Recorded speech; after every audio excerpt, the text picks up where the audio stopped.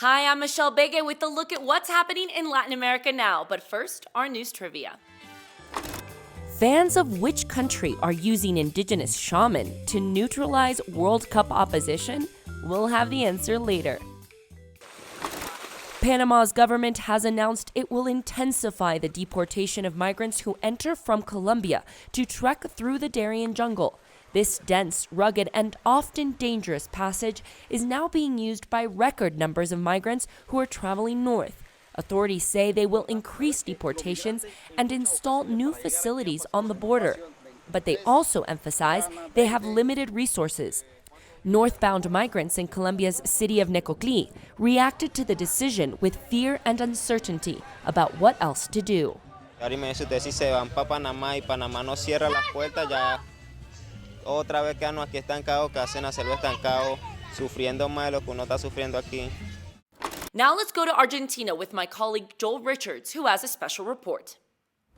This week marks 50 years since General Augusto Pinochet seized power from the democratically elected socialist president Salvador Allende in Chile in what was a violent coup d'etat.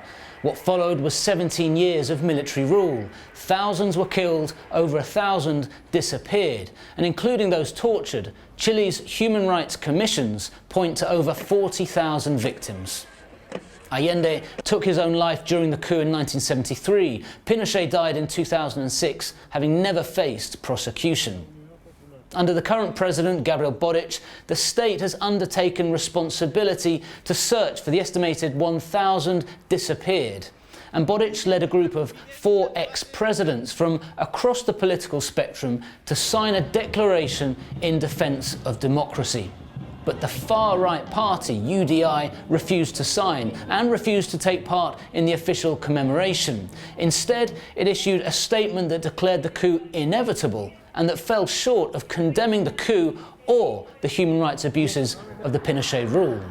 The anniversary has highlighted the levels of polarisation in Chile that have grown since 2019's social protests. After voting in the leftist candidate Boric in late 2021, the far-right gained ground in elections to choose lawmakers that will rewrite the country's constitution. And many polls have pointed to indifference amongst citizens, with 70% of Chileans saying the anniversary of the coup divides the country. Colombia set a record for the cultivation of coca leaf, the primary ingredient used to manufacture cocaine. This is according to the United Nations Office on Drugs and Crime. The study says 230,000 hectares of land were planted with coca in 2022.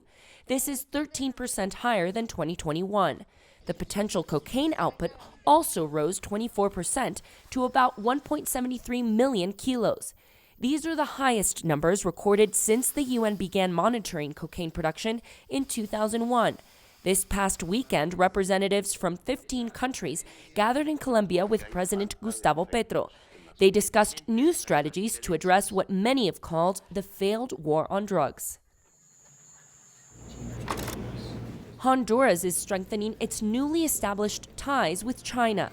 6 months after breaking ties with Taiwan, China's first ambassador to Honduras presented his credentials to President Xiomara Castro at the presidential house in the capital, Tegucigalpa.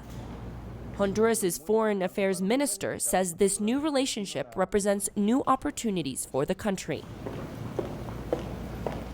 Now let's check out what stories we're following for next week.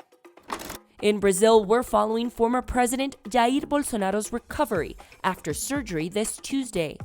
The 68-year-old underwent a series of operations on his gastrointestinal and respiratory tracts.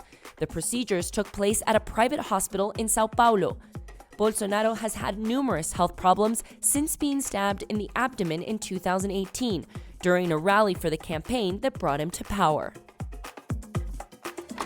And now the answer to our news trivia. The answer is C. Latin America is in the World Cup qualifying rounds, and our diverse cultures are all expressing their support for their teams. In Peru, some shaman began rituals leading up to Tuesday's game against Brazil. They were trying to neutralize Brazil's star player Neymar. Did it work?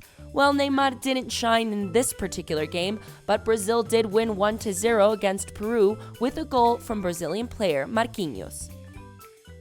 And And that's it for this week. We'll see you again soon on Latin America Now.